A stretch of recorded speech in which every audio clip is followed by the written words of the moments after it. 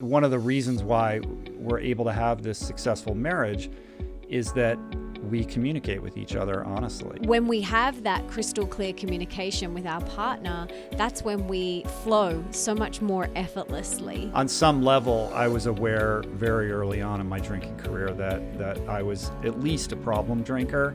And over time, in my kind of subconscious, I knew that I was an alcoholic. The first step is really to raise your hand and ask for help. And that's the scariest part. Once you do that, there's room to grow, there's room to evolve, there's room to heal. When you release that and you invite somebody in, you take that first powerful and most important step on the road to recovery.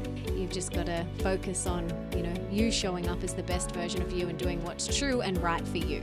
I think of the plant-based lifestyle as nature's perfectly designed way of eating and living. Rich, welcome back to the show. I'm so excited to have you here for a second time. Before we dive in, can you tell us what you had for breakfast this morning? Well, first of all, thank you for having me on the show. It's nice to see you, and it's a pleasure to be back.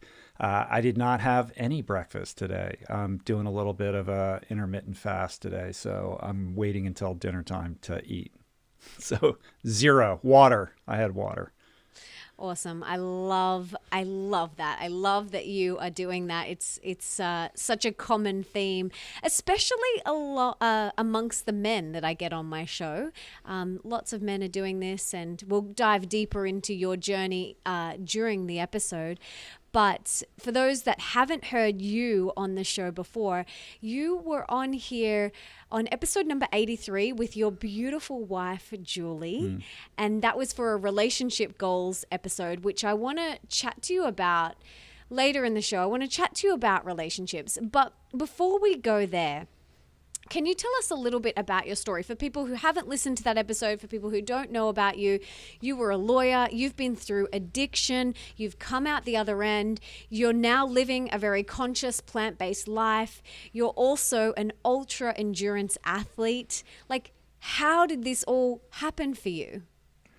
I have no idea how it all happened. It all happened very organically. I can tell you that it wasn't the result of breaking out a whiteboard and, trying to chart some kind of course for myself. It's really been the product of just continuing to grow spiritually, emotionally, mentally, physically.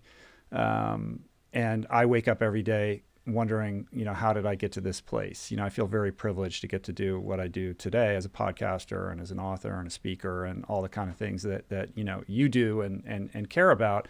It's been really a great privilege. But it certainly wasn't like I said, the product of some kind of goal that I set for myself, other than a commitment to pursuing the things that gave meaning to my life, trying to find a way to be of service in a broader way, and following my curiosity, really. I mean, it started, like you said, I was an athlete as a younger person. I swam at Stanford in college, and then alcoholism kind of entered the picture and not only derailed my swimming career, but really derailed my life. It was a progressive thing, of course, that started out fun, but became dark. And over a decade plus of my drinking career took me to some pretty dark places, until I was pretty desperate and alone at the end. And, I was able to get sober at 31. I went to a treatment center for 100 days and was introduced for the very first time to a toolkit and a sort of canon of spiritual principles that still guide my life today. And that was really the initiation of thinking about the world and myself through a new lens. And the changes that I've undergone over the years are really a product of that experience. That's where it all began for me. But, it didn't happen overnight. It's taken a long time. But over the years, I've been able to continue to maintain my commitment to that. So in the wake of getting sober, my focus really was just to try to be a productive, responsible member of society again. But over time, that kind of trickled into an addictive relationship with work. I was still a corporate lawyer at the time, and really drove that into the ground. Such that, by the time I was 39, I had kind of achieved that ambition of becoming, financially successful and, respectable human being once again, somebody who could, look people in the eye and tell the truth and show up when they said they would show up, and all those kinds of things that are part and parcel of being a sober human. But what I overlooked was my health and well-being. I was 50 pounds overweight and really medicating my general malaise at my professional choices through food. I became a junk food addict and had really put distance between myself and a lot of things that brought me joy as a young person, like swimming, like being fit and active. And I had a bit of a health scare shortly before my 40th birthday that really forced me to look at myself once again through a different lens. And, I sort of think about it as another opportunity to, go to a different kind of rehab, not for drugs and alcohol, but for lifestyle choices. And that really rooted me in this journey that I'm still on, which is how to live optimally, how to be, the best, most fully actualized human being that I possibly can. And, my kind of tableau for that exploration was, and still is, endurance sports. So I immersed myself in that subculture and started training and participating in some pretty crazy races. Not because, I wanted to win races or, be some kind of celebrated athlete. It was really a spiritual journey. Like that kind of suffering and all that time alone was my opportunity to really wrestle with, a lot of the deeper questions about who I wanted to be and what I wanted to do and express. And those experiences taught me a lot, and they really did answer those questions for myself. And, as a result, well, not as a result, but as a byproduct of that, I ended up doing fairly well in some of those races. And that captured some media attention because I was on a plant-based diet. What's this middle-aged lawyer doing? He's doing these crazy races and he's doing it without eating any animal products. Like, that was intriguing at the time. I mean, it's much more mainstream now than it was back in 2008, 2009. And that gave me an opportunity and a voice to talk about things that I cared about, which then in turn led to the opportunity to write a book, Finding Ultra, which is this memoir that I wrote in 2012. And then my wife and I wrote some cookbooks, and I started this podcast, and, it's all kind of gone from there. I've been doing the podcast now for 8 years, and it's just grown organically over time. It never occurred to me that it would be a vocation, but that's certainly what it's become. And again, it's a privilege and an honor to have the opportunity to talk to people like yourself about issues that not only I care about and you care about, but I think are very pertinent to, every and relatable to everybody, no matter, what they're going through in their lives. Absolutely. And I love your podcast. I'll link to it in the show notes. It's one of my favorite podcasts. My husband and I listen to it regularly. So thank you for bringing that to our ears. And you touched on your addictions to alcohol and workaholism. And whether it's drugs or social media or shopping, whatever addiction it is, so many people are out there, listening who maybe have an addiction or know someone who has.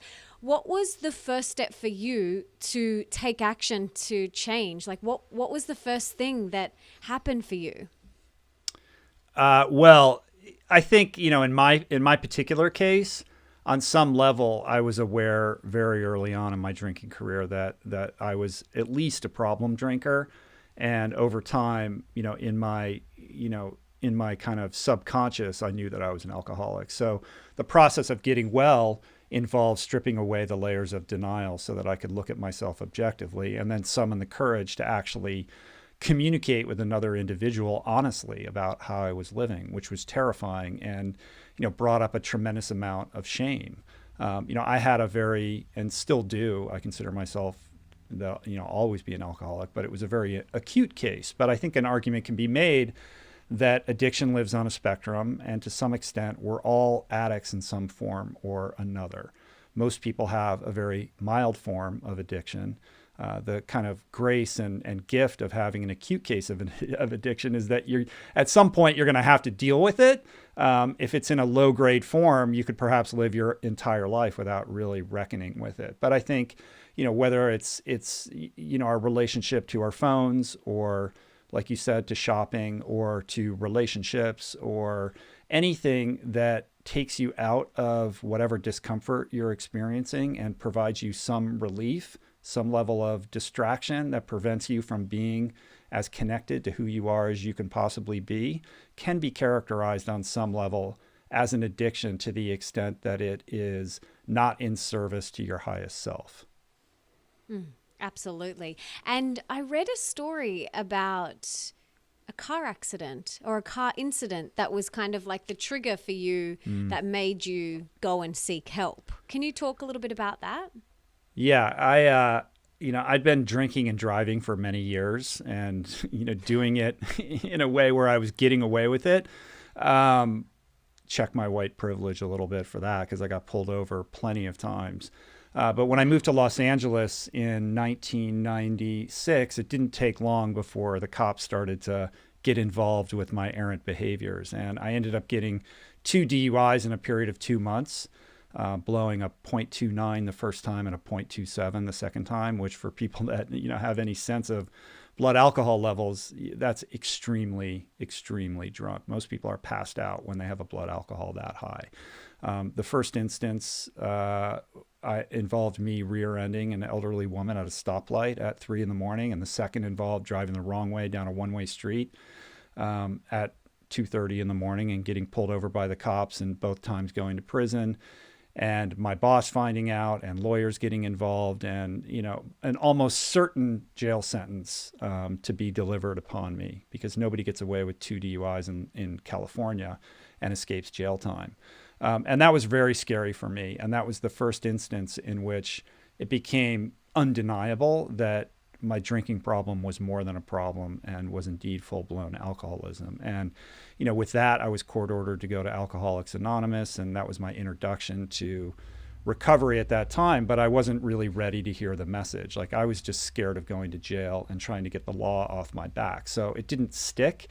But it was the first time that I tried to stop drinking and realized just how powerless I was over this, that this demon, that I had was, really, truly all powerful. And, I had to go through a lot more pain before ultimately I was able to get sober. And it, as they say in 12 step, like, it takes what it takes. And I'm just grateful that I was able to find my way to this place. And what advice would you have for anyone who might be having this realization right now that they need to do something? They are aware that they have an addiction, and they need to take the next step. Like, what advice would you give to them? I mean, the first thing is, addiction is a self-diagnosed disease. Somebody can't tell you they can reflect back to you your behavior, but you have to diagnose yourself. And only you know the extent to which your behavior, whether it involves substances or just behavioral patterns, is causing you problems and pain. And if that is the case, if you're being honest with yourself, the first step is really to raise your hand and ask for help. And that's the scariest part, inviting somebody else into the equation that you trust, as a guided counselor, and to be honest with them. Like I said earlier, tell somebody that you're hurting, that you don't know what to do, and that you have this problem and it needs to be dealt with. And I think that's the first step. And, everybody that I've spoken to who can summon that kind of courage to be honest in that way, there's a tremendous amount of relief that comes with that, because you're holding on to so much shame and embarrassment, and you feel very alone, and you think that you're the only one who has this problem and nobody else could possibly understand the circumstances of your predicament. And when you release that and you invite somebody in, you take that first powerful and most important step on the road to recovery. Yeah, it's so powerful. And then once you do that, there's room to grow, there's room to evolve, there's room to heal.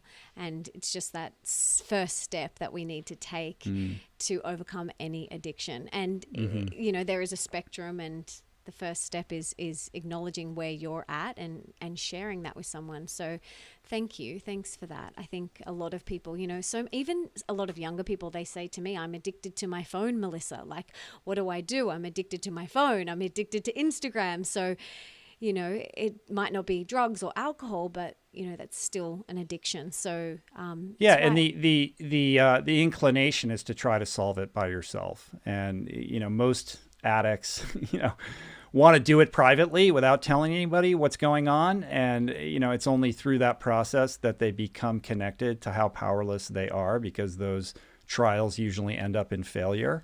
So the point that I'm trying to make is that not only in most cases can you not do it alone, like you shouldn't want to do it alone. There are people who are willing to help, and whatever you're going through, other people have gone through it and have come out the other side. And enlisting them to your aid is a crucial aspect of this. And there's so many resources available now, and it's become so much less stigmatized than it once was. So, in the age of coronavirus, a lot of 12-step meetings have gone virtual, and there's resources online. You can find Zoom links, and you can pop into any number of different recovery communities for whatever you're going through. And you could do it with your video camera off and, still participate and hear that and spare yourself whatever, angst or fear or shame that you have about, kind of being public in that regard. But the important thing is taking that first step and then following it through with another step and another step.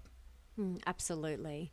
You mentioned before that you were also, in your darker period, you were 50 pounds overweight, and you now live a plant-based lifestyle. You are a plant-based athlete, and you've achieved incredible things, which we'll talk about.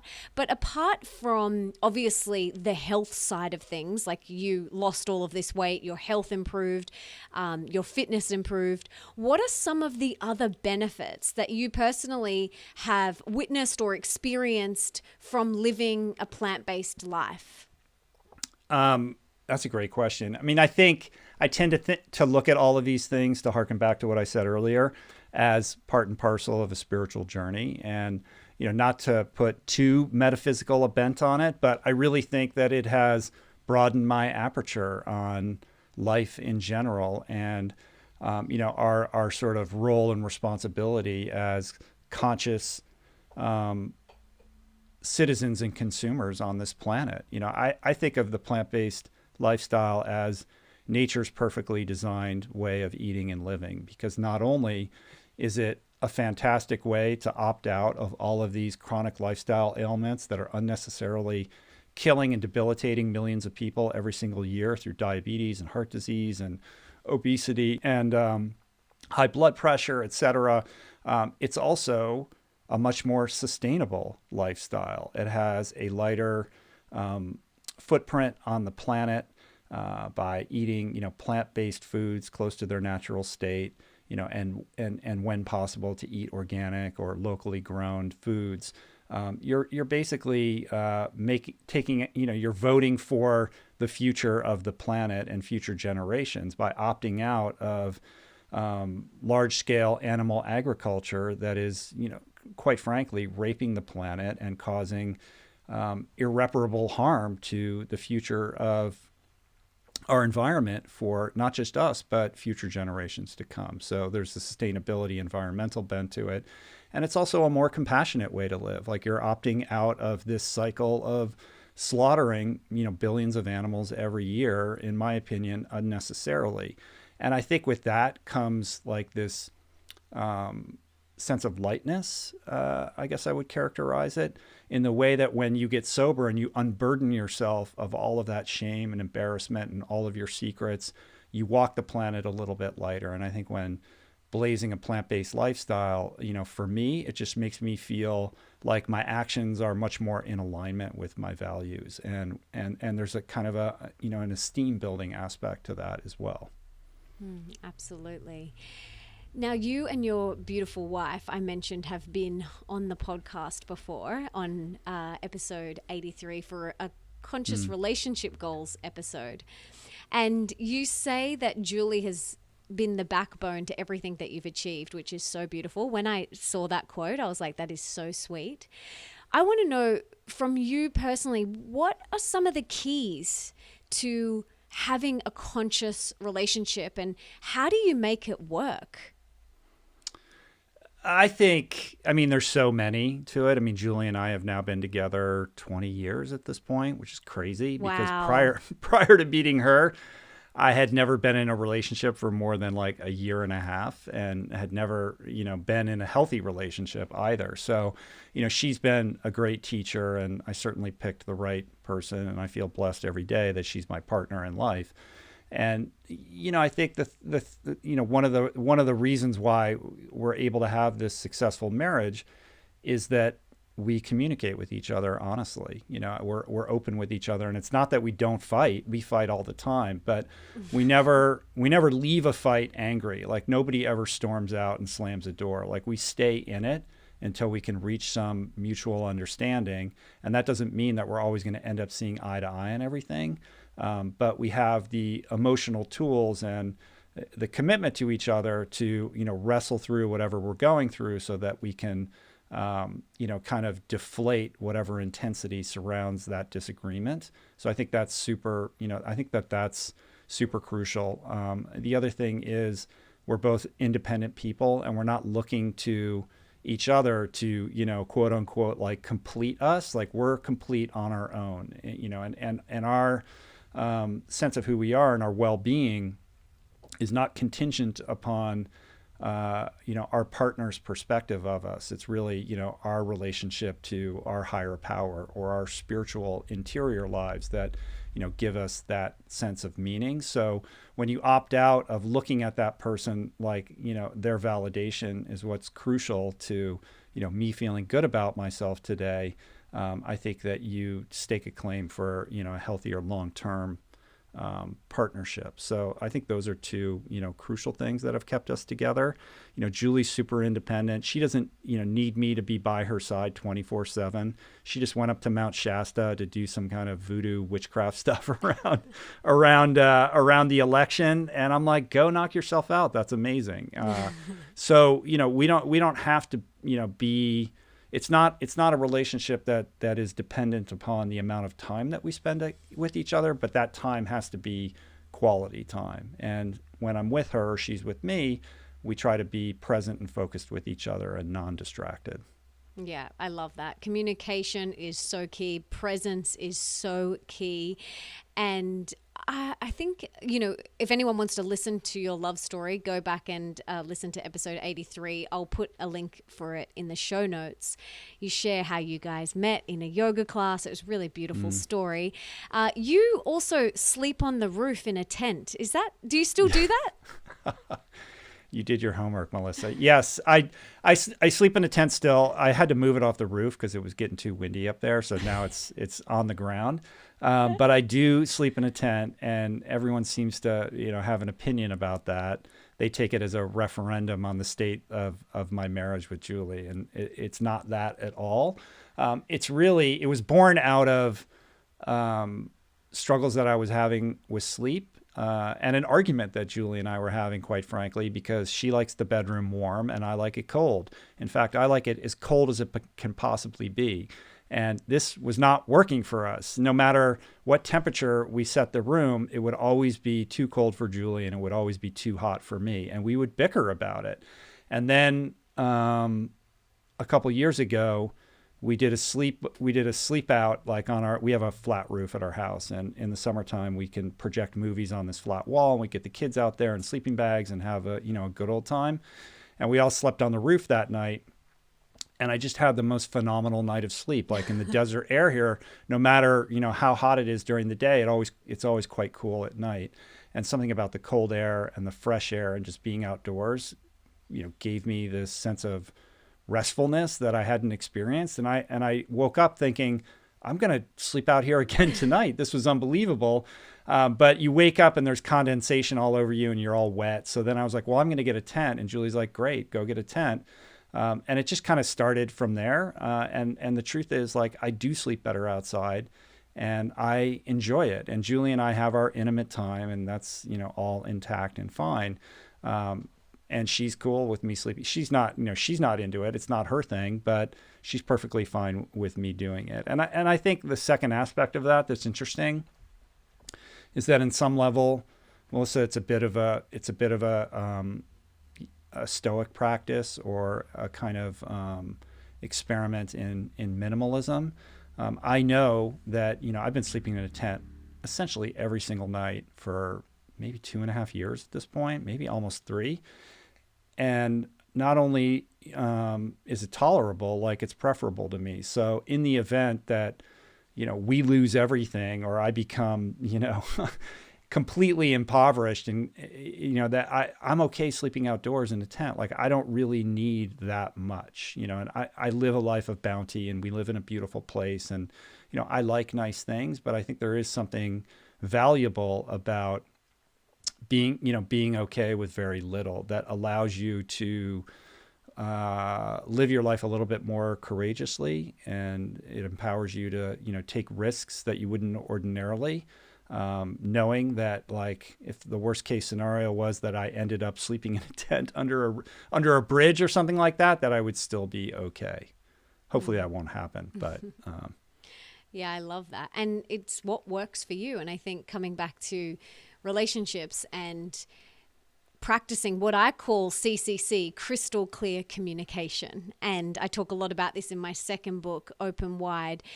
And when we have that crystal clear communication with our partner, that's when we flow so much more effortlessly. And I love that. You're like, this is what works for me, so I'm going to do that. Is that cool with you? Yep, let's do it. Sometimes if my husband and I have been having 2 or 3 nights of repeated bad sleep for some reason, I don't, whatever the reason is, he'll sleep in the other room. And then we come back in the morning and I'm like, how did you sleep? He's like, amazing. How did you sleep? And I'm like, oh, the best sleep ever. And so It's nice, nothing was wrong. Like sometimes we just do that if you need a really good night's sleep, and you got to do what's right for you. Yeah, I think there's a lot of stigma around it, though. If you do that, then there must be something wrong with your relationship. And that prevents people from getting the best night of sleep that they can, because they don't want to, create that sense that, there's a lack of intimacy in the relationship. Exactly. But it's not the case at all. Tell us about how you and Julie still work on your marriage today. Like, are there things that you guys do today besides the practicing clear communication? Do you have any other tools that you guys use today? I think it's important. We have 4 kids. I have 2 stepsons that are older, 25 and 24, and we have 2 teenage daughters. Included in the 4 or 2 on top of the 4? Yeah. Included in the 4. Okay. So right now, actually, there's 7 people living in our house. There's me and Julie. There's Tyler and Trapper, 25 and 24, who are my stepsons, who have lived, basically most of the time, in our house since they were quite young. Their father passed away, Julie's first husband, or Julie's former husband. And then we have 2 teenage daughters, and that's a lot of energy right now. And one of our daughters has a friend who's quarantining with us. So there's a lot of energy in the house. And, the point I'm trying to make is that, with that number of people and all the moving pieces that come with that, it's very easy for a marriage or a partnership to become very transactional, where your conversations are all about logistics, like who needs to go where and what bills need to get paid. And you become co-managers of a household rather than intimate, lovers and partners. So, and, look, a lot of that stuff, those are conversations you have to have, but they can't monopolize every aspect of the relationship. You have to always set aside time to put that away and say, now we're going to go, we're going to go have a date, or we're going to go, on a hike, we're going to take the dogs out, or something like that, where it's just us together. So we're nurturing that relationship, I think is super important. Especially, when you've been together with somebody as long as I've been with Julie, it's very easy to go on cruise control and take your foot off the gas and just, delude yourself into thinking the relationship is what it is and will always be there. And, I always have to remind myself of the fact that nothing is really static. When I was in treatment, it was impressed upon me that everything that I do, like every thought I entertain, every interaction I have with another human being, every behavior that I indulge is either moving me towards a drink or away from a drink. There is no stasis. And that's extremely true. I think it's true in everything in life, but it's very true in relationships. You always have to be mindful that it's a fluid dynamic. And when you're not giving it the attention it deserves, you're not feeding it, it will die or wither or become decrepit. And it's hard, that's a lot of work. Sometimes you don't want to do it, especially if you're busy and you are managing a bunch of kids and a bunch of other distractions in your life. But, when you have the wherewithal and you make that commitment, it pays, enormous dividends down the line. 100%. Definitely. How have you and Julie consciously parented to raise children as sovereign beings, as the sovereign beings that they are? What are some of your tips or advice on raising children as sovereign beings? Well, first of all, I'd say, I wouldn't. I wish I could tell you I've mastered this. It's a constantly evolving learning process. Don't worry, I'm day still on my journey we're too. I have a challenged with 14-year-old stepson, so I'm still on. I've not yet mastered it yet, but I'm aware of it. Trying to parent a 16-year-old girl right now amidst the coronavirus has been an enormous undertaking, and not without its difficulties. But I would say that one of the principles is that we've always, treated them with respect. Not that they, needed to be treated as adults when they were children, but we always tried to kind of respect their sovereignty and perhaps allow them, a longer leash and a broader, kind of life experience than the average parent would when they are at a young age. So that means like not talking down to them and allowing them to make their own decisions and mistakes, and giving them that level of respect as sovereign beings perfectly created. And I think what that has done is instill them with a sense of self, or at least a process of self-inquiry, because we're not dictating how they should behave and what they need to do or not do.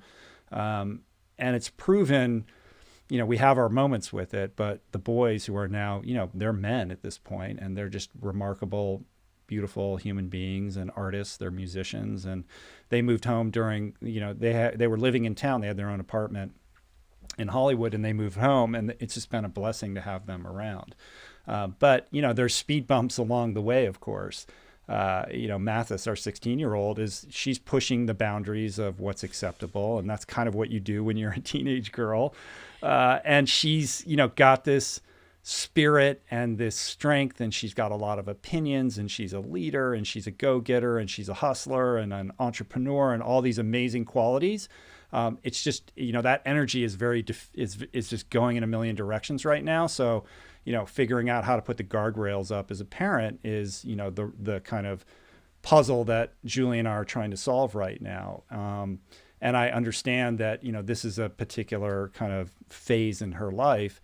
I think all these qualities that she has are going to make her an amazing human, an amazing adult, but we just have to get her through this healthy phase right now. And in terms of kind of all the, healthy lifestyle stuff that is part and parcel of who Julie and I are and what we do for a living, we've tried to instill all of those in our children. And, some of them have just adopted it and, they're 100% in. And others are like, I'm not into that right now. Like, I need to go, I need to rebel and have my own experience. And we've, rather than, tried to make them live the way that we live, we allow them that experience. We've taught them a certain way. On some level, it's natural that they want to reject that because they have to establish their own identity. And providing that space rather than trying to, clamp down on them has been our philosophy. And I think only time will tell whether that was, that's the best strategy. But that's kind of how we think about it and look at it. Yeah, I love that. Just allowing them to be. And I know for me personally, it's trusting that, we've done enough and we've educated, and if they do rebel and they want to go party and drink and things like that, it's like, eat unhealthily, it's like, okay, for me, that's where I have to look at my attachment, I'm gripping, I'm holding on to the ideal of what I want it to be. That's my expectation. So there's Right. always like how I react, there's always lessons in it for me if I'm being triggered by it. Where my husband, Nick, he very much is like totally neutral. He's a sovereign being. He can do this, where I'm like, but like I just want him Right. to eat, all the good food. And Yeah.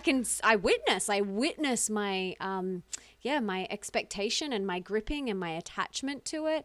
And then there's work for me to kind of dive deeper into that. Right. Right. Yeah. I mean, that's certainly something that we're experiencing right now. And the healthy path is you have to let go of that. And you have to love them unconditionally. Their job is not to love you. Your job is to love them. And it's not their job to validate you in any regard. So you parented them in a certain way, and that's baked into who they are on some level. And then you have to release the reins and allow them to have their process. And to the extent that you hold on to that, you're creating your own suffering for yourself. And also, that energy is felt by the child or the adolescent, and that's only going to exacerbate the compulsion on their part to kind of push back and rebel against whatever it is that you're holding on to so tightly. Yeah, exactly. They're our biggest spiritual assignments, that's for sure. Yeah, they become our teachers for sure. Oh, yes, definitely. Yeah, I just look at you and Julie, and I love your relationship. I think you are such a beautiful role model of what it means to be in a conscious union and raise conscious children. And you're such a great model for that. And same with, the health side of things as well, and everything that you do. You are a trailblazer for Mother Nature, really. And, we've seeing more and more plant-based athletes now, thanks to things like Game Changers and films like that. What would you say to someone who is thinking about going more plant-based or wanting to experiment with it?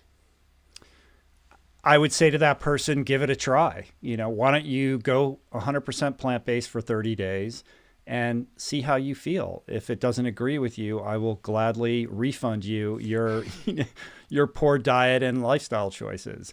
I have yet to meet anybody who hasn't done that in good faith and come out the other side with an epiphany about the relationship between the foods that we put in our body and the energy that we experience throughout the day. I think, with guys, they get really worried about the protein question, which I think is a non-issue completely. I don't know if we need to go down that rabbit hole, but, I've been eating plant-based for 14 years at this point. Yeah, quite a long time. And at age 54, I'm still able to go out and, kill it and crush it and crank workouts, out. And I've been back in the gym during coronavirus. I kind of went back into the gym to see if I could put some strength back on. I've been running and cycling and doing endurance stuff for so long, just as a kind of a new experience for myself. And I was able to put on quite a bit of muscle mass pretty quickly, because you worry, I'm 54 now, like with sarcopenia, is it going to be more difficult for me to bulk up? And I bulked up almost too quickly where I had to take my foot off the gas. So in terms of, athletic performance and strength and, all the things that dudes worry about, it just hasn't been an issue at all in my life. And I think what people should be thinking about is how much fiber they're eating. We're all fiber deficient. People are not eating enough of fruits and vegetables and nuts and seeds and grains. And, when we can have that experience for ourselves, the lights kind of go on. So I would encourage anybody to check it out. And if you're not into like the 100%, full bore kind of experiment thing, my suggestion is to take one habit that you have. Let's say you just love putting, milk in your coffee in the morning or something like that, and make one simple tweak or switch and try oat milk or almond milk or coconut milk. And that might taste weird or be uncomfortable for you for a little bit, but do that for a couple weeks until you acclimate to it and realize like, oh, I don't miss that dairy anymore. And then, tackle another small habit and just do it in bite-sized chunks and, move forward in that way. I mean, I think everybody's different. and everybody has a different way that they tackle, trying to master a new habit. But the important thing is, what direction are you moving in? Absolutely. And then feel how different it feels in your body. I think, yeah, like you said, I love experiments. I love trying things out for however long, whether it's a week or 30 days, but just gift yourself that and then tune in and see how you feel.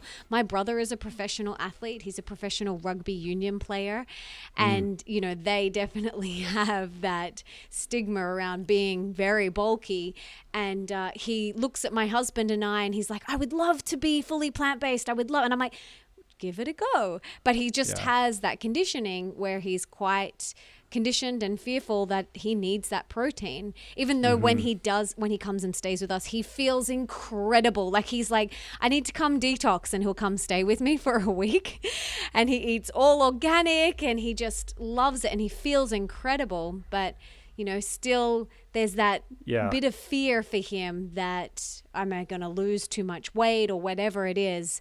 But then you just, look at people like yourself, watch the documentary, The Game Changers, and just Google all of the incredible people out there like yourselves that are doing amazing things on a plant-based lifestyle, and look at the results you're getting. Yeah, I mean, it's one thing, I'm an endurance athlete, so, being lean is really important. But if you watch Game Changers and you see people like James Wilkes and Nimai Delgado, the bodybuilder, and Damien Mander, who is a, Australian Special Forces sniper who's now, has this amazing organization, anti-poaching organization in Africa. Like, these are big, aggressive, alpha males, that any rugby player would look at and identify with. So all those voices are needed because I think every individual has the ability to connect with a certain different type of person. But it's interesting that, like, has he seen the Game Changers and did that make an impact on him? He did watch it and he was like, yeah, that's amazing. And then I think he did it for 2 days and then went straight back in because the conditioning is so strong. It's so strong. It's it's been deeply embedded in his brain since he started his career. And, who knows? He's on his own journey. And that's another one I've got to let go of attachment to. And just, I'm here. I'll make you beautiful vegan nachos whenever you want to come over, and just do my best to show up for him. But maybe I'll rewatch it with him when he's next here. Yeah, I mean, I've just found that personally for me, I'm not really in the business of trying to get people to convert to, my lifestyle or my way of seeing things. I'm here to share my experience and to speak, when asked, confidently and proudly about the choices that I've made and why I've made them. But I'm careful to not get attached to the outcomes or the results of those. And I think when you put a lot of emotional energy into some other person doing or not doing a certain thing that you wish that they would, again, that goes back to just creating suffering for yourself. And it's not an effective strategy anyway, in terms of trying to get people to shift their mindset and habits.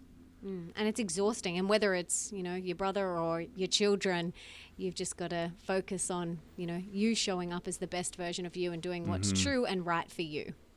100%. What is your definition of success, and what do you attribute your success to? Oh, wow. That's a good question. I think success is dictated by pursuing a life of personal purpose and meaning that is also in service to other human beings or an idea that's greater than yourself. That's what I've found. And, pursuing that initially for me was quite scary because I came from a very traditional structure and upbringing. Like, you go to a certain school and then you do, you get this job and you go to law school and et cetera. And that was an equation that for me personally, was not satisfying and did not make me happy. And I was terrified to step outside of it because it was so contrary to my programming growing up. Um, but when I began to, I made this commitment to myself that I was just going to start putting energy into things that I cared about, irrespective of, whether that was acceptable, in the perspective of like what somebody like me should be doing to make a living. And the irony is that I've become more successful by doubling down on that strategy.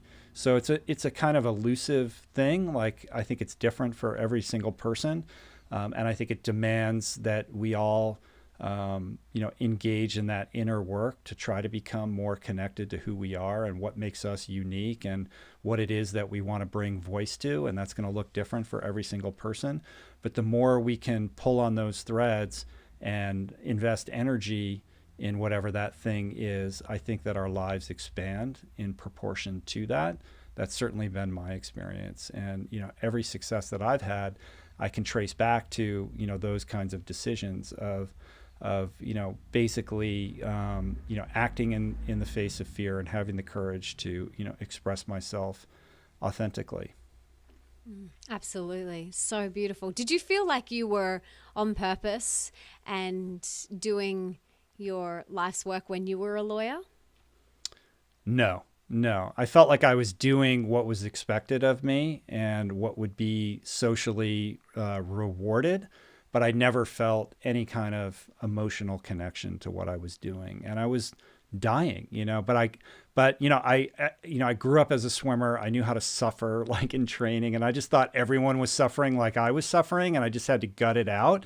I didn't realize until later that there are actually people that enjoy that profession, and God bless them, but that wasn't me.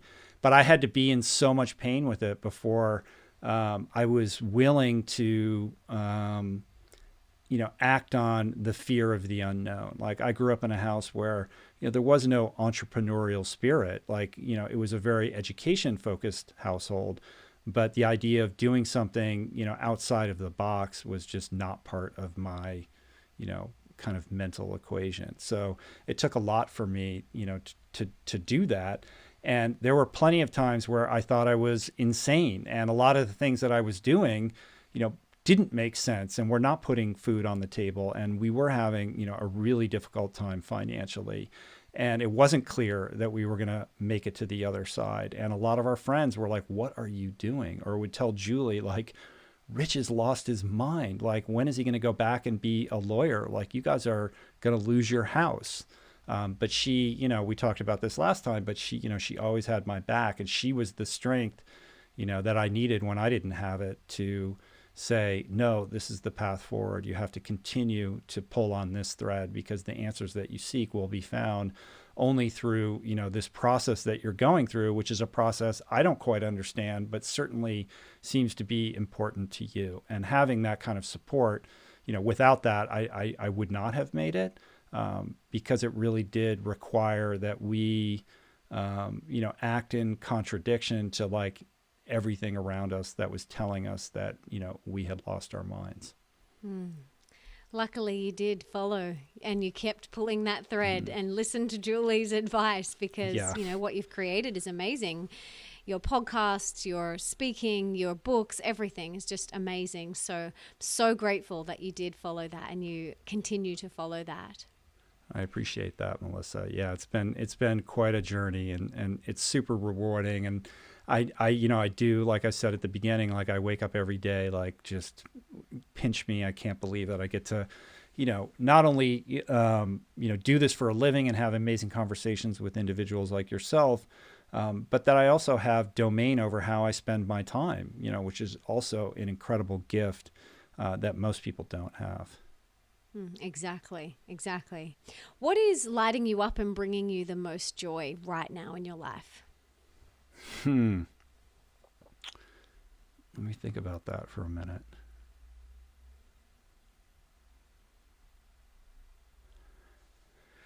Well, I think it's a double-edged sword. I mean, I think that this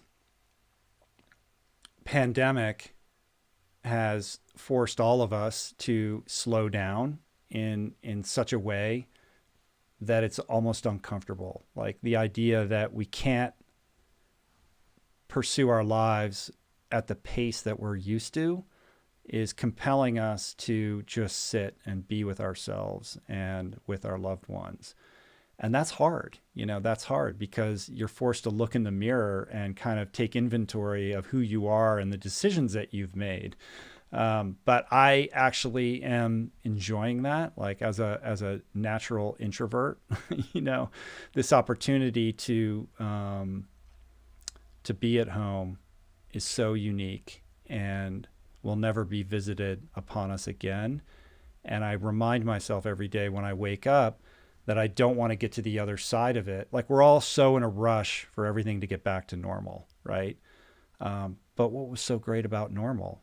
This is an unbelievable opportunity to not only do things that you wouldn't ordinarily have the opportunity to do, but to really invest in the people that you care about, that are, in your respective homes.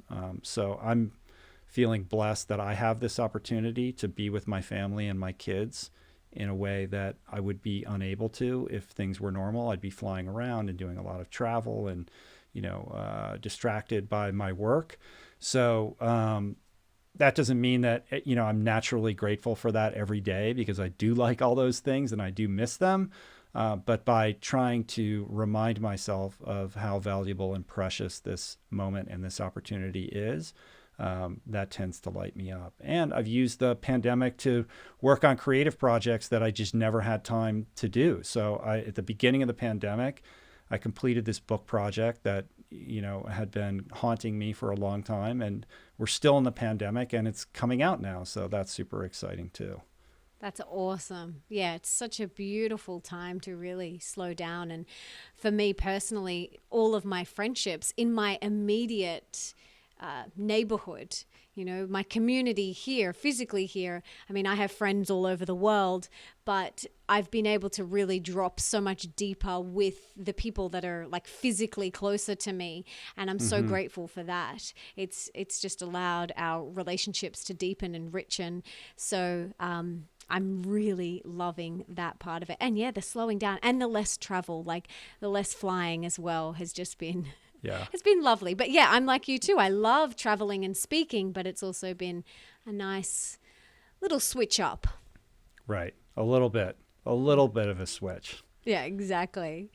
What are you working on or would like to improve within yourself right now?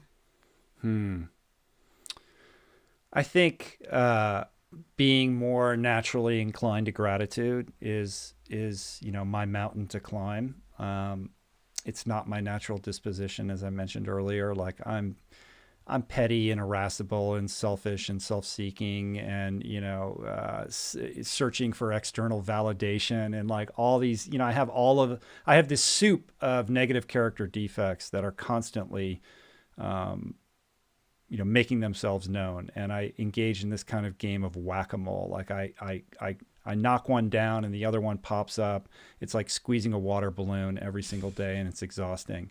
And luckily I have tools for keeping those things at bay, but I have such it's almost, jealousy is too strong a word, but such a respect and a reverence for people that carry themselves with that kind of easy gratitude. And I aspire to that. So I'm working on trying to inhabit more of that in my life. And it's a practice. Like I have a gratitude practice. And when I engage in that practice, I'm able to, kind of flirt with that sensibility a little bit more. It still comes hard for me, but the more I can kind of live in that space, the happier I am. And also, the happier everyone else is around me who gets tired of me being a pain in their butt. So nice. I love it. I love those little gratitude rituals. They're so beautiful, and planting them throughout your day, whether you do it over the dinner table or first thing in the morning or writing it down, they just make such a huge impact on your life. It reminds you, they're like anchor points where you can stop and go, oh, okay, yeah, what are 3 things you're grateful for right now? It's such a beautiful reminder to come back to what is important and what matters. And just to maintain your balance and your equanimity. Right now, here we are a couple days after the election in the United States, and it's pretty crazy, and it's very easy to just lose yourself in the news cycle or allow yourself to become emotionally dysregulated by all these external events and the seeming chaos of the world spinning off its axis. And for me, I can get caught up in that. And it's not that I don't watch the news, and it's not that I don't have strong political opinions, but it's being aware of the difference between what I can do to make a difference and my own personal well-being. And, I have to create boundaries around that stuff so that I can, be, show up in the world present and, with that equanimity so that I can make the best decisions for myself. 100%. Boundaries are so important in all areas of your life, whether it's business boundaries, business relationships, or personal relationships. We need to have those boundaries. And that doesn't mean you're selfish or that you're not spiritual. It just shows that this is what I believe in, this is what's true for me, and you get to decide who moves in and out of those boundaries, what you allow in and out of those boundaries. You can be flexible with them, you can change your mind, but I talk a lot about this, and I think one of the reasons why I stay so balanced within myself, not all the time, but it's because I have these boundaries. I don't have my phone dinging and pinging 24/7. Like, I choose when I'm going to respond. I choose when I'm going to open social media and emails, and people are like, I feel so overwhelmed. And don't get me wrong, I do at times too, but that's when I'm ignoring my boundaries. So I love that you brought that up. It's really important that we look at all the different areas of our life and where we need to maybe set some boundaries, even with our devices, and emails and everything. Perhaps mostly with our devices, right? Yeah. I think we're all to some extent living reactively in our lives because we're so impulsed by the supercomputer that sits in our pocket and the very, artfully, scientifically crafted applications that we find in there that are made specifically to entice us and induce that dopamine response to the extent that we're almost powerless to put it away. And that requires a lot of work, that boundary, but when you erect it, and I'm not saying anything that everybody isn't already aware of. We all know that we compulsively use our phones and how hard it is to put them away. But when we can summon, the ability to do that, everybody will tell you that their life is better and that they're happier and they're more present and more engaged, in not just their lives, but with the people that they care about. Exactly. Now, let's switch gears. I would love to hear from you. If you could put one book in the school curriculum of every high school around the entire world, besides your books, let's pretend they're already in there, what is one other book you would choose to put in the curriculum? That's a good question. I mean, there's so many great books. I could list off a bunch of, of the classics, Meditations by Marcus Aurelius or things like that. I mean, some of those books are already on academic curriculums across the country. A book that I think would be really great for young people to read would be Digital Minimalism by Cal Newport. He's a computer science professor at Georgetown University and has written extensively about what we were just talking about, the allure and the power of these devices to distract us. And, as a parent of young people, I see it being played out right in front of me all day long, and I do it myself. The extent to which, we allow our digital lives to dictate, how we conduct ourselves. And as a result, we live reactively, and it's become more and more difficult to carve out quiet time for ourselves. We have lost the ability to engage in boredom, and I think boredom is super important in cultivating the creative spirit.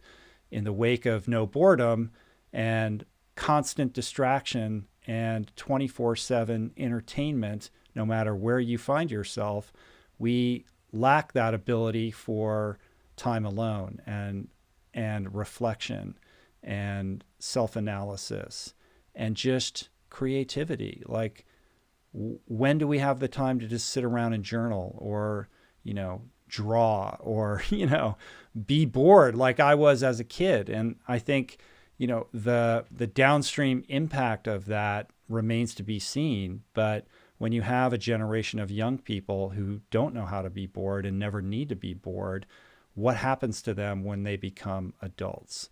And so I think we need some conscious awareness that begins at a young age around these devices and how potent they are. And that messaging has to come not from the parents who are shaming kids for using these things, but from an informed, place of somebody like Cal Newport who can explain it to them in a way that they can understand, so that they can shift that fulcrum of values towards, spending time alone and cultivating, their own unique voices, because we need those voices, and we need them to be fully formed and authentic to those people, and not crafted in reaction to whatever they're looking at TikTok or on Instagram. Absolutely. We'll link to that book in the show notes. And there's also the Social Dilemma documentary, which is out at the moment, which can give you a bit more of an insight into what we're talking about as well. Everybody should watch that movie. What was that? Everybody should watch that movie. I think that's the most important film of the year. 100%. 100%. Oh, yeah. It's so important. It made me kind of go, oh, yeah, there's still so much room for improvement with my habits, like so much. And it really opened my eyes even wider. And, I'm thinking about my stepson who's 14, like I mentioned, and on the school holidays, we have boundaries in our house when he lives with us. We have boundaries around the phone. And I love seeing what he comes up with during the day when he has to entertain himself. So I'll just walk past his room, and he's got like cards, like playing cards all over the bed. And he's got like all of his coins from all different countries all over the world. And he's put them in piles, and he's like, come and have a look at this. I want to show you this. Like, and just the things that he comes up with, and like to entertain himself, or, he is making something out of origami, like just amazing. And I inside, I'm just like, oh, that's so great. Like, maybe he was going to say, I'm bored, or can I do this, or can I do something on my phone? But instead he went and did something else. And what he came up with was just really beautiful. And we want to encourage children, especially, the younger ones, to not lose that creativity that is born in those pockets of boredom, quote unquote boredom. I remember as a kid, I'd say I'm bored, and then 2 seconds later, I've created something amazing and magical with, out of nothing. And I think, it's such a beautiful trait. And as adults, let's try and get some of that back. Yeah, 100%. I couldn't agree with you more. And that's beautiful that he's able to, indulge himself in that way. Yes. And being an only child, I think as well, he's played on his own for his whole life. So he hasn't had siblings. I have an older sister and a younger brother, and my husband has 2 siblings as well. So, we've always got like a sibling to play with, but he's just really been able to play with himself. And it's such a beautiful thing to witness. And it inspires me. It really does inspire me. Very cool. Very cool. I need a little bit more of that in my house. Yeah. So talk to me about how your day looks. I want to know about your morning routine and how your whole day flows, and what rituals, and, do you meditate? When do you work out? Can you kind of walk us through a quote unquote standard day in your life? Yeah, I mean, every day is a little bit different, but as a general rule, I would say that I try to reserve the first half of the day for myself and my personal projects. I try not to schedule any phone calls or interviews or anything like that before 12 o'clock every day. And I don't always succeed. Today, I had to do a podcast with a guy in London, so we did that at 7 o'clock in the morning. That's unusual. I mean, typically, I don't set an alarm, and I wake up when the sun rises, or, generally, around 6 or 6:30. I get up and I make a coffee, and then I go and I do my meditation practice, 20 minutes. And then I do a gratitude list, and then I do some journaling. And that would be a typical like kickoff morning routine part of the day. And then after that, I go and I train. So I go for a trail run, or I get on my bike, or I go swim. Or lately I've been, going to a gym where they've opened it for safe social distancing working out. And then that will typically take me up to around, 11 or 12 o'clock, depending upon the length of the workout. And then I come back, and then it's about, my professional day. So whether I have a podcast that I'm preparing for and going to be conducting that afternoon, or I'm getting, I'm doing the post-production on another show, or I'm working on, this book, or the marketing plan for the book, or, all of that kind of stuff, emails and phone calls, etc. And then, I work at home.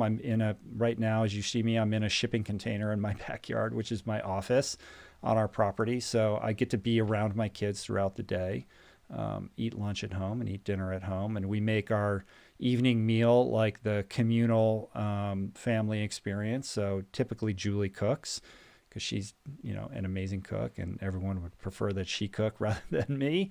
Although the boys have been handling some of the cooking duty lately, which is great. And then we eat dinner as a family. And then in the evening, we watch a documentary, or we try to, maybe have an hour of Netflix or something like that with everyone together. And then I try to go to bed between 9 and 10, typically closer to 9. Awesome. Sounds fun. And I love that you've got a shipping container with where your office is. I think that's awesome. It's so good. Last time we were in LA, I was chatting with Julie, and she was like, come over, and it didn't work out, the timing. I think you had to go somewhere to pick up your daughter or something. I can't even remember what happened, but next time we are in LA, we'll definitely pop on over. And whenever you're down here, you have to come and visit. If you love nature, you will love it here. I love Australia so much. As I think I spent the entire month of December last year in Australia. I was in Bondi for like 2.5 weeks or something like that, and then went up to Byron Bay. I'd never been to Byron before, and I did not want to leave. Like, I was ready to just say, this is my new home. So I could foresee a future there, but I haven't ventured further north of Byron. So there's so much, that remains for me to explore. And I know I would love the Gold Coast. Oh, yeah, you will love it. The whole the whole thing, like the East Coast, the West Coast, like beach, nature, surfing, sunshine, you will love it. Like, Australia is such a beautiful country. So definitely check out more of it. I will. Once I'm able to travel again. I don't know what the situation is now. I think you have to quarantine for a couple of weeks if you were to go there at this point. Yeah. But hopefully we'll get to a place where we can travel a little bit more generously in the not too distant future. Yes. Fingers crossed, hey? All right. I have 3 rapid fire questions for you now. Are you ready? I guess so. I don't know. What is one thing that we can do today for our health? Drink more water. I think we're all chronically dehydrated or underhydrated. So if you can create a healthy habit around maintaining that hydration by drinking more water, I think that would be, a really amazing thing to master, and so easy to do and accessible to everybody, of course. Yes, definitely. And what's one thing that we can do for more wealth in our life? So more abundance in all areas of our life. Good question. I really believe that when you pursue the things that you care about most, the finances take care of themselves. And that doesn't mean that it's easy, and it's certainly rarely overnight. But I think the more you can place that investment and that heart and that work ethic into, the things that light you up as an individual, that's the path to wealth ultimately. And it's not to say you need to quit your job or do something rash or insane. But I really think that, that's how you create a life of true wealth, which means you're doing something for your professional vocation that doesn't feel like work. And it's such a gift when you're able to experience that. And I know, that's the case with yourself, and it certainly is with me. And, most people never get a taste of that. So to the extent that I can encourage people to, experience some level of that in their lives, I think, is worth exploring, even if it's just, a little side hustle on the side. But I think the people that are the wealthiest, and by wealthy, I mean, people who are very, wealthy isn't just financial. It's like, I consider wealth to be, a broader equation of well-being and stability and grace and service and all of these things. The people that are the best examples of that are the people who will tell you, I've never worked a day in my life, because their passion is so interconnected with what they do for a living. Absolutely. So important. And the final one, what is one thing that we can do for more love in our life? To give more love.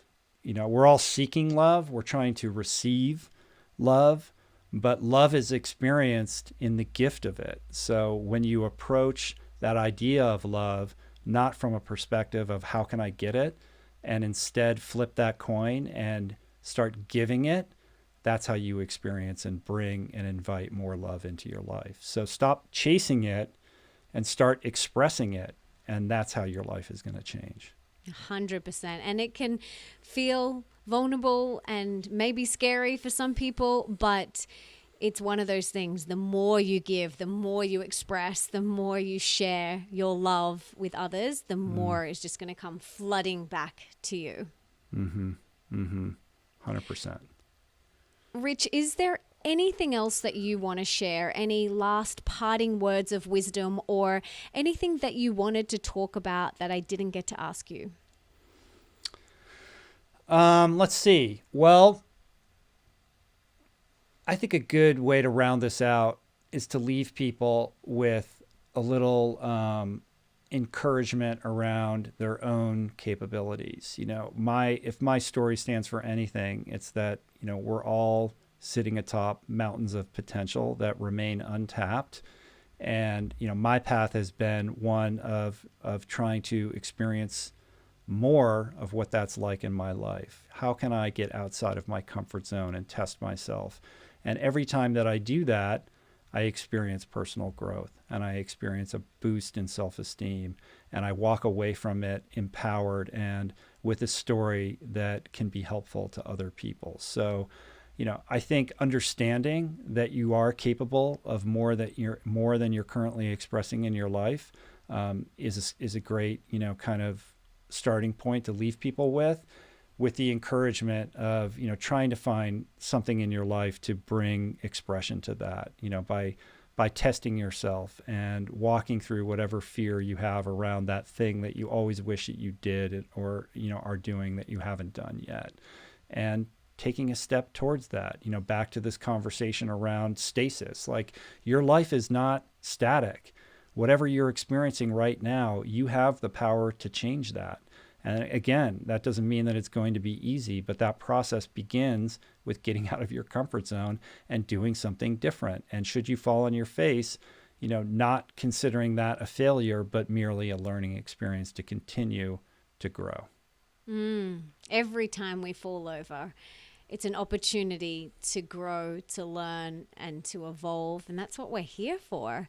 We're here to evolve our consciousness. That's the only thing, the evolution of our soul is the only thing we take to the next realm with us. We can't take anything else. And so we're here to grow and learn and evolve. And the more we can look at those situations when we fall down and go, okay, how can I learn from this? Like, what can I learn? How can I grow from it? That is the magic. That's where the juice is. So I love that so much. Thank you for mentioning that. Thank you for having me. I appreciate it. Oh, it's been such an honor. And I want to personally thank you so much for not only giving us your time today, but for being such a light in the world, and for all of the podcasts over the last 8 years. I can't believe it's been 8 years. That is huge. That's amazing. That's such a huge achievement. And I think mine's probably been 3 years. So I'm just, yeah, that's amazing. 8 years. And all the books, the retreats you and Julie do, the speaking, everything, the programs, everything that you guys have created and share in the world. You're such an inspiration to so many people. You serve so many people. You're such a light and you give so much that I want to know what I personally and the listeners can do to give back to you. How can we serve you today? I appreciate that. Well, I've got this new book out called Voicing Change that is available everywhere now, and you can find it on my website at richroll.com. We're shipping globally. It's a self-published book.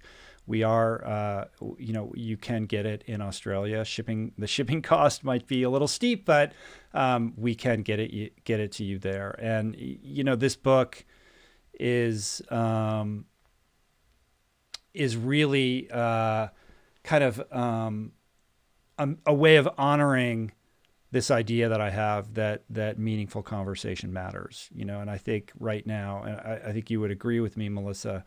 We're in a very strange moment in time, particularly in the United States, where we feel very divided. And, if you watch The Social Dilemma, you can see this erosion, this breakdown in our ability to communicate and identify common ground and agree upon, a shared, a shared sort of set of facts. And the path forward, in my mind, is conversation. It's having exchanges like this where two people get together and hash it out in real time in this, live experiment in thinking out loud.